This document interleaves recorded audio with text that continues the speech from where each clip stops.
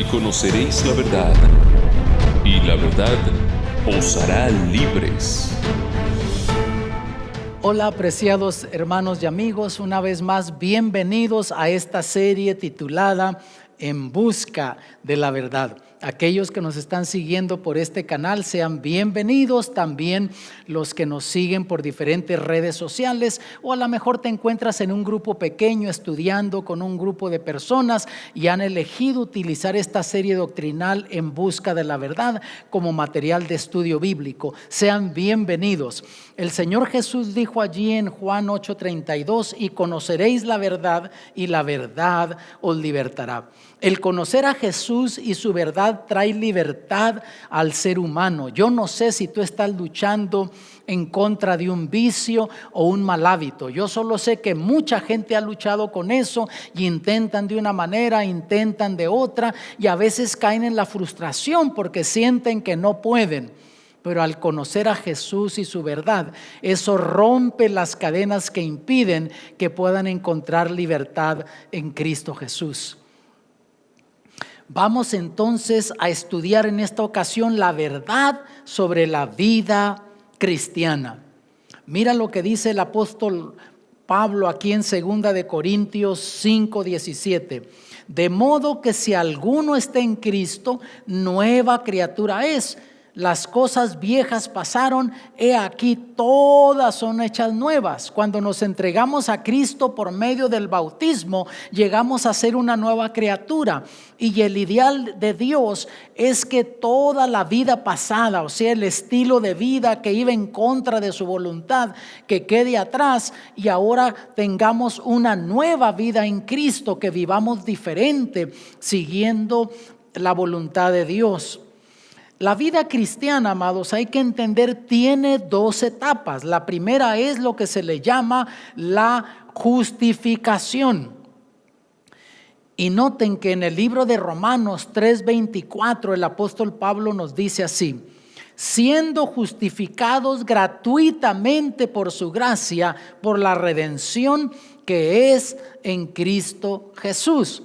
Por lo tanto, tenemos que estar claros que somos justificados, o sea, somos perdonados. Dios nos ve como si nunca antes hubiésemos pecado. Y noten que es gratuitamente, porque hay gente que quiere ganar el perdón de Dios. Hay gente que quiere hacer méritos para creer que Dios le perdona. Pero tenemos que estar claros que es gratuita la justificación y es por medio de Cristo Jesús, por lo que Jesús hizo por nosotros en la cruz del Calvario y no por lo que nosotros podamos hacer.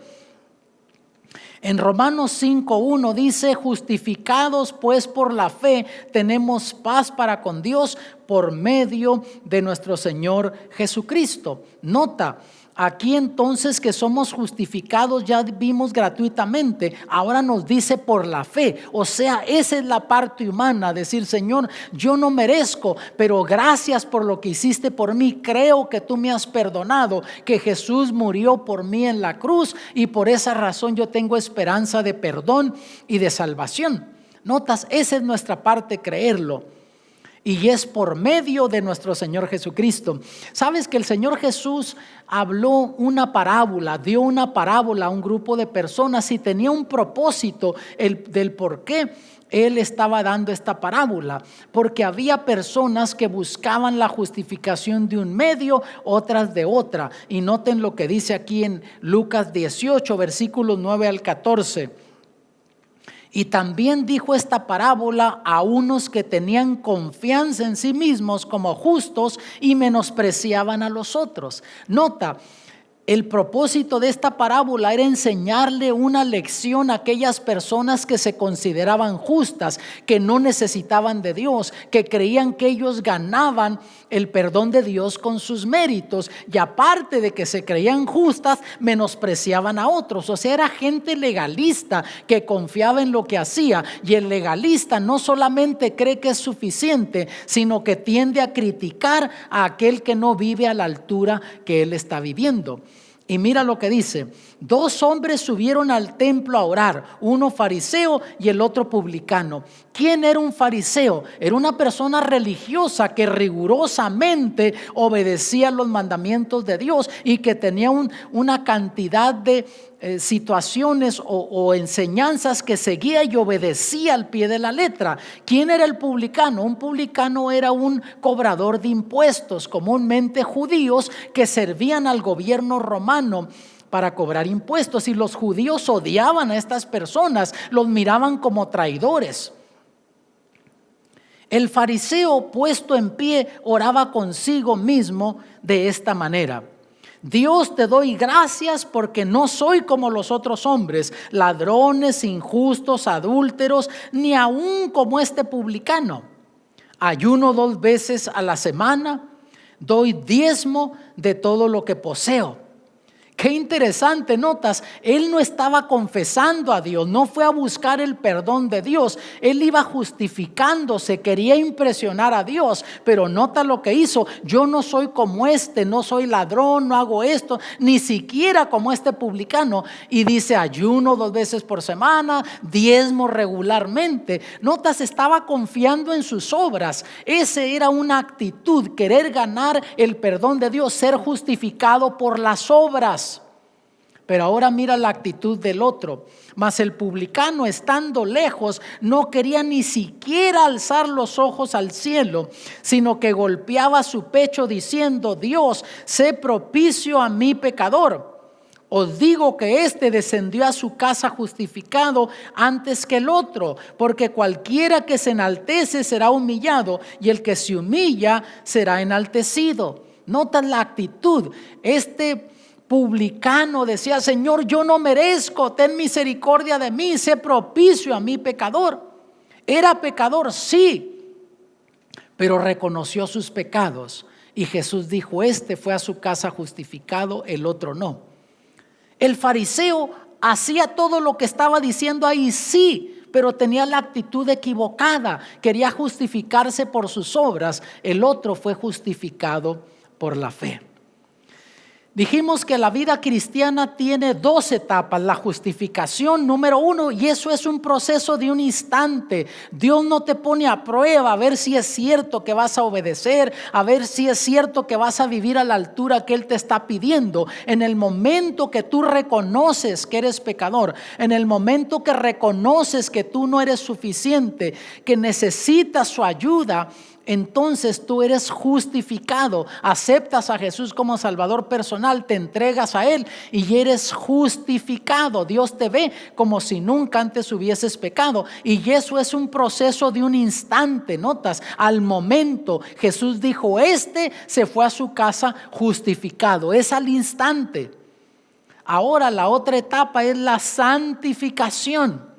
Y muchos cristianos no hablan de eso. Dicen: yo soy justificado por Cristo, por la fe. Y es cierto, pero quieren seguir viviendo como vivían antes. Y recuerda que en Corintios nos dice que somos nueva criatura. La vida vieja debe quedar pasada, ahora comenzamos una nueva vida en Cristo. La justificación, un proceso de un instante. La santificación, un proceso de toda la vida. Por la gracia de Dios, hoy puedes ser mejor cristiano de lo que fuiste ayer. Mañana puedes ser mejor cristiano de lo que eres ahora, y vas creciendo espiritualmente. En 1 Corintios 1:30 dice el apóstol Pablo: mas de Él sois vosotros en Cristo Jesús, el cual nos ha sido hecho por Dios sabiduría y justificación y santificación y redención. Notas que por medio de Cristo ahora nosotros somos hijos de Dios. Dice que somos de Él, hablando de Dios, y eso es por medio de Cristo, porque Él murió por nosotros. Entonces Él nos ha sido hecho por Dios sabiduría. Cuando tú comienzas a leer la Biblia, cuando tú comienzas a creer en Dios, entonces la sabiduría de Dios viene a tu vida. La Biblia nos habla de la sabiduría del mundo y la sabiduría de Dios. Y la sabiduría de Dios es aquello que te ayuda a entender que esta vida, como la estás viviendo, no va a terminar bien para ti. vas a vivir sin esperanza y no vas a tener vida eterna. Entonces, cuando tú reconoces que necesitas la ayuda de Dios, viene la sabiduría de Dios a tu vida. Y enseguida la justificación. Te entregas a Cristo y Dios te ve como si nunca antes hubieses pecado. Y entonces comienza el siguiente paso, que es el proceso de la santificación y por fin la redención. Y al hablar de redención está hablando de nuestro cuerpo, o sea, la glorificación. Cuando Cristo venga en gloria, nos da la vida eterna. En Primera de Tesalonicenses 4:7 dice: porque no nos ha llamado Dios a inmundicia, sino a santificación. Tenemos que estar claros en eso. Dios no nos ha llamado como hijos de Él para que sigamos en la inmundicia, en los mismos pecados, en los mismos errores de la vida. No. Él nos ha llamado a santificación, que vayamos creciendo espiritualmente. En Romanos 6:22 también nos dice: mas ahora, librados del pecado y hechos siervos de Dios, tenéis por vuestro fruto la santificación y por fin la vida eterna. Notas, antes tú eras esclavo del pecado. Estabas esclavizado a un vicio, a un mal hábito, al mal vivir y no podías salir de allí. Pero te entregaste a Cristo, Él te libertó y ahora eres siervo de Dios. Ahora te dedicas a servir a Dios, a vivir como Dios manda, a ayudar a otros a que conozcan de Cristo. Y entonces nos dice que el fruto de la santificación, que es donde ahora estás caminando, es el fruto que viene a tu vida. Creces espiritualmente y por fin viene la vida eterna. El apóstol Pablo expresa la frustración del ser humano, porque dirás: es fácil decir eso, crecer espiritualmente, pero lograrlo no es lo más fácil. Y el apóstol Pablo expresa la frustración del ser humano en el crecimiento espiritual, en la ruta de la santificación. Mira lo que dice en Romanos 7, versículos 15 al 17. Y tú puedes leer los versículos anteriores en tu casa, los que siguen también, y te van a aclarar este asunto. Pero mira: porque lo que hago no lo entiendo, ni lo que quiero hago. Antes lo que aborrezco, aquello hago. Y si lo que no quiero, eso hago, apruebo que la ley es buena. O sea, él dice que quiero hacer lo bueno, termino haciendo lo malo. No te ves tú allí con esa frustración que te dices: ya no voy a seguir haciendo esto, ya no voy a decir esto, ya no voy a reaccionar de esta manera con mi esposa o con mis hijos. Y cuando menos piensas, pierdes control de tus emociones y otra vez insultas, maltratas o tomas las malas decisiones en la vida. El apóstol Pablo está hablando de esa frustración y él dice: apruebo que la ley es buena. O sea, los mandamientos son buenos porque tú lees allí y te indica cuál es el camino. No hagas esto, no hagas lo otro, para que así puedas vivir bien en la ruta de la santificación y tengas buenas relaciones con familia, con amigos, con hermanos de iglesia. Y entonces dice: de manera que ya no obro aquello, sino el pecado que mora en mí. Él entiende que él quiere hacer el bien, pero entiende que tiene la naturaleza pecaminosa, está frustrado y llega al máximo de su frustración en el versículo 24. Mira lo que él dice: miserable de mí, ¿quién me librará de este cuerpo de muerte? Él entiende que si sigue por ese camino no tiene esperanza, vive frustrado, no puede él tener la victoria. Él, antes de conocer a Cristo, creía que él era suficiente, que él podía, que él diezmaba, que él ofrendaba, que él hacía esto, que ayunaba, hacía lo otro y pensaba que ganaba el favor de Dios. Pero cuando conoció de Cristo, llegó a expresar el apóstol Pablo que él se creía el más pecador del mundo, de todos los hombres. Y aquí está frustrado: miserable hombre de mí, ¿quién me va a librar de este cuerpo? ¿Quién me saca de esta condición? Pero mire entonces en el versículo 25: gracias doy a Dios por Jesucristo Señor nuestro. Él entendió que tenía que dejar de luchar por su cuenta y rendir su voluntad a Cristo Jesús. Y entonces iba a tener la victoria y iba a poder ir creciendo espiritualmente día con día. El cristiano, hermanos, lucha con dos naturalezas. Tenemos que entender eso: la naturaleza carnal y la naturaleza espiritual. Y las dos están en contra, ¿no? Y depende lo que más alimentes, es lo que va a tener la victoria en ti. Si alimentas más lo carnal, aunque tengas el conocimiento intelectual de cosas espirituales, no vas a hacer esas cosas, no vas a vivir a esa altura, no vas a tomar las decisiones correctas. Si te alimentas más lo espiritual, aunque vas a tener la naturaleza carnal y van a venir las tentaciones, vas a tener poder espiritual para vencer.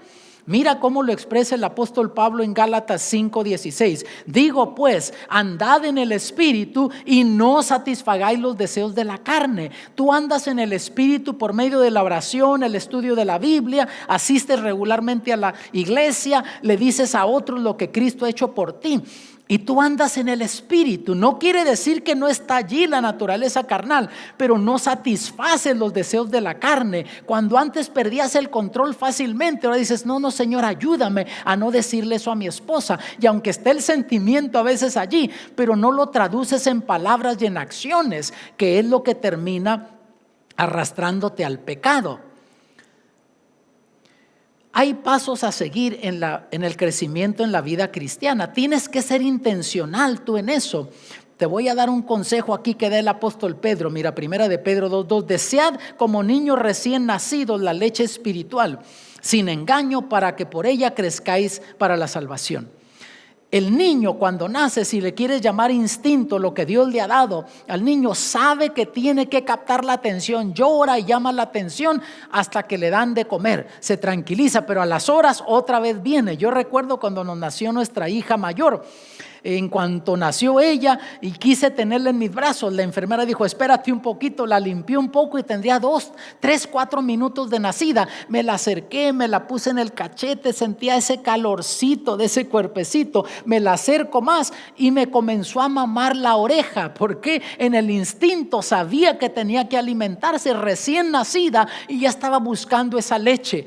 Mi esposa la alimentó y a las horas otra vez estaba llorando. O sea, Dios quiere que seamos intencional en nuestro crecimiento espiritual. Y hay pasos a seguir. Para comenzar, la oración. Tú tienes que desarrollar una vida de oración si vas a crecer espiritualmente, si vas a ser victorioso. Hay poder en la oración. Romanos 12:12. Gozaos en la esperanza, sufridos en la tribulación, constantes en la oración. No solo cuando las cosas andan bien, aun cuando las cosas no andan tan bien en tu vida, sigue orando. En 1 Tesalonicenses 5:17 dice, orad sin cesar. Y no necesariamente vas a estar de rodillas todo el tiempo. Andas manejando, vas a tu trabajo, ve pensando en cosas espirituales, habla con Dios, agradécele por lo que ha hecho por ti. 1 de Pedro 4:7, mas el fin de todas las cosas se acerca, sed pues sobrios y velad en oración. Entre más se acerca el fin del tiempo, más necesitamos estar velando en oración, porque la tentación será mayor para el cristiano, las batallas serán mayores. Y yo he descubierto que las mayores batallas de la vida se ganan de rodillas. En vez de caer en la desesperación, cae de rodillas, confía en Dios. Aparte de vivir una vida de oración, estudia la Biblia diariamente. Eso es segundo paso importante. Aliméntate de la palabra de Dios. Jesús dijo en Juan 17:17, santifícalos en tu verdad. Tu palabra es verdad. La palabra de Cristo es la verdad. Y Jesús dijo en Juan 5:39, escudriñad las escrituras, porque a vosotros os parece que en ellas tenéis la vida eterna, y ellas son las que dan testimonio de mí. O sea, por medio de la escritura tú encuentras el camino que te marca cómo ir a la vida eterna. Y al leer allí, tú descubres de Jesús, aprendes más de Jesús, te enamoras más de Jesús y sigues creciendo espiritualmente. Ayuda a tu familia, a tus hijos, a que se alimenten de la palabra de Dios. Número 3, la asistencia regular a la iglesia. Hay que ir a la iglesia regularmente. Salmo 122:1, yo me alegré con los que me decían, a la casa de Jehová iremos. Tiene que ser una experiencia de gozo, no ir porque tengo que ir, no tenía ganas, pero bueno, aquí vengo porque si no Dios me va a castigar. Hay gente que toma esa actitud. No, tiene que ser una experiencia de gozo. Gracias, Señor, te alabo, te bendigo, eres bueno, y vas con ese tipo de actitud. Hebreos 10:25, no dejando vuestra congregación como algunos tienen por costumbre, mas exhortándonos, y tanto más cuanto veis que aquel día se acerca. Hay una bendición especial en la adoración colectiva. Yo me puedo quedar todo el día orando en mi casa, estudiando la Biblia, y recibo bendiciones, pero pierdo una bendición que Dios da a aquellos que van a adorarle colectivamente. Y nota que entre más se acerca el fin del tiempo, más necesitamos animarnos unos a otros, exhortarnos, animarnos a seguir adelante en la vida cristiana, no desanimarnos. Se cuenta de un hermano que había dejado de ir a la iglesia y el pastor fue a visitarlo, y el hermano decía: yo no necesito ir a la iglesia. El pastor no le decía nada, no estaba reprendiéndole por no ir. Él fue para orar con él, animarlo, pero notó que tenía ahí una chimenea y tenía brasas ahí ardiendo. Pastor lo escuchaba al hermano y simplemente agarró unas tenazas que estaban allí, agarró una de esas brasas y la alejó de las otras, y siguieron conversando, y dentro de poco esta brasa se apagó y las otras siguieron ardiendo. Y el hermano, al ver eso, dijo: pastor, no me tuvo que decir nada, entendí la lección. Y así es, tú necesitas la experiencia en la iglesia con los hermanos. Número 4, testificar a otros de lo que Jesús hizo por ti. Dile a otros lo que Cristo ha hecho por ti. Hay un caso de cuando Jesús fue a la ciudad de Gadara y encontró a un hombre endemoniado, y Jesús lo sanó, y este hombre quería seguir a Jesús. Y mira lo que sucedió. Marcos 5:18-20. Y entrando él en la barca, el que había estado poseído del demonio le rogaba que le dejase estar con él. Mas Jesús no se lo permitió, sino que le dijo: vete a tu casa, a los tuyos, y cuéntales cuán grandes cosas el Señor ha hecho contigo y cómo Él ha tenido misericordia de ti. Y yéndose comenzó a publicar en Decápolis cuán grandes cosas Jesús había hecho por él, y todos se maravillaban. Notas, este hombre quería seguir a Jesús. Jesús le dijo: no, ve y dile a otros lo que Dios ha hecho por ti. La gente de Gadara le pidió a Jesús que se fuera. Se espantaron cuando vieron esto. Pero amados,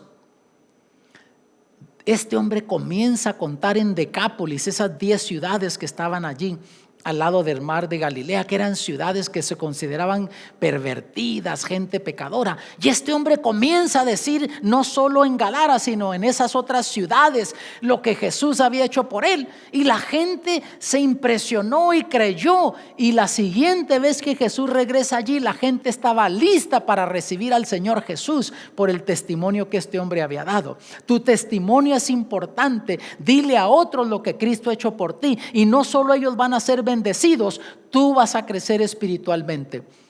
Dios quiere santificarnos. Mira en 1 de Tesalonicenses 5:23, el mismo Dios de paz os santifique enteramente, y que todo vuestro espíritu, alma y cuerpo sean guardados irreprensibles para la venida de nuestro Señor Jesucristo. Dios te quiere dar una santidad integral, te quiere bendecir, y el propósito de que crezcas en santidad, que crezcas espiritualmente, es para prepararte para ese día glorioso cuando Cristo Jesús vendrá por su iglesia.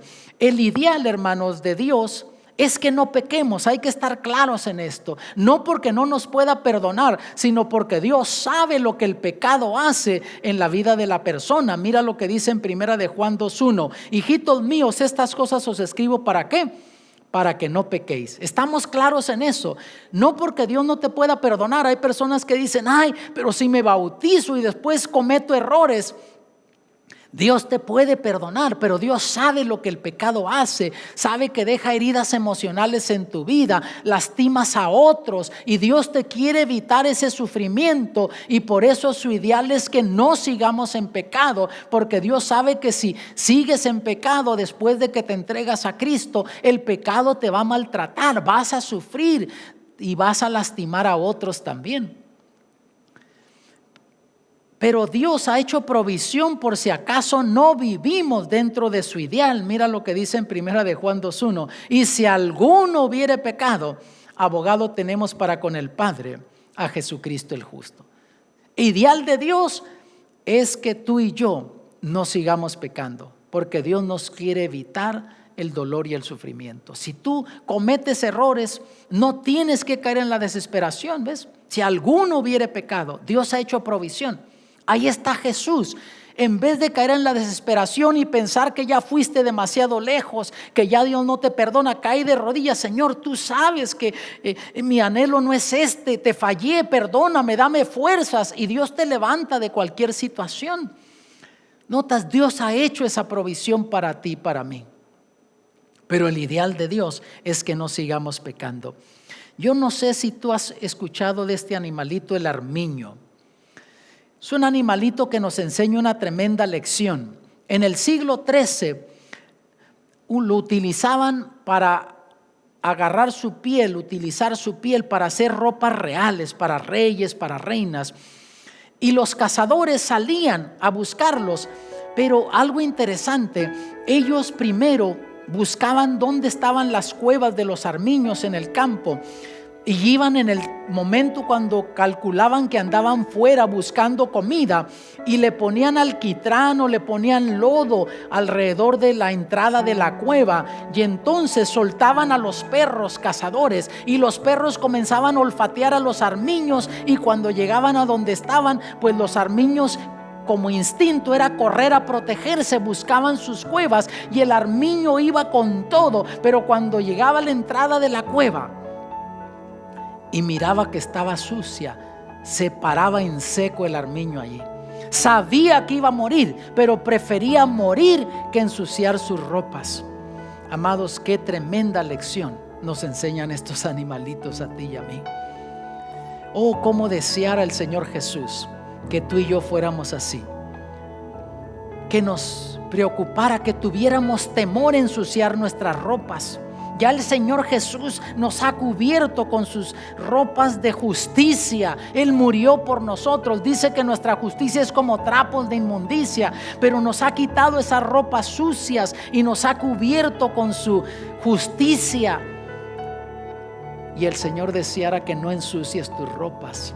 Como deseara Dios que nosotros aprendiéramos del armiño, que cuando estuviéramos por caer en pecado, que nos preocupara eso, que estuviéramos inquietos. No puedo hacer eso porque voy a ensuciar mis ropas. Jesús murió por mí, yo no puedo hacer esto porque voy a lastimar a Dios. Dios me ama y quiere que viva a la altura de un hijo o una hija de Él. Mi amado, mi hermano, mi hermana, yo quiero orar por ti. Recuerda, sí, la vida cristiana tiene un proceso, justificación. Es al instante. Dios te ha justificado, ya te entregaste a Cristo por medio del bautismo, lo aceptaste como Salvador personal, estás justificado. Ahora camina la otra etapa, el proceso de santificación, toda una vida sirviendo al Señor. Y si en el proceso cometes errores, no caigas en la desesperación, cae de rodillas, pídele perdón y el Señor te levanta. Déjame orar por ti. Padre celestial, gracias porque sabemos que tú eres real. Y Padre, sabemos que en el proceso de quererte servir cometemos errores. Danos tu Santo Espíritu, habilítanos con tu poder para vivir victoriosos. Y en esos momentos cuando te fallemos, en vez de estar frustrados y pensar que ya no nos amas, oh Padre, ayúdanos a que vayamos al pie de la cruz, que pidamos perdón, que nos limpies, porque la sangre de Cristo, dice tu palabra, nos limpia de todo pecado. En el nombre de Jesús, amén.